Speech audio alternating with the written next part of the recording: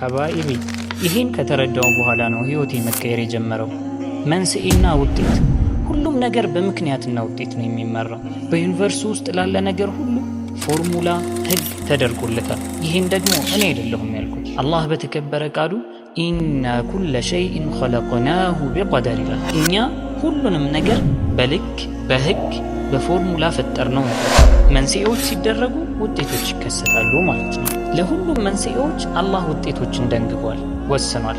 እሱ ቀደር ይባላል። መንስኤውን መስራትና አለመስራት የኛ ኃላፊነት ሲሆን ውጤቶቹ ግን ቀደር ናቸው። በራስህ ስንፍና ምክንያት የደረሰብህን በሙሉ በአላህ እያሳበብክ መኖርህን አቁም።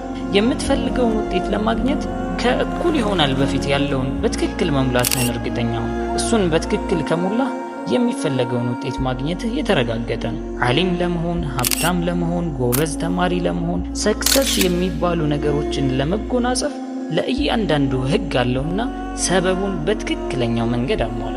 ቀሪውን ለአላህ ተወው።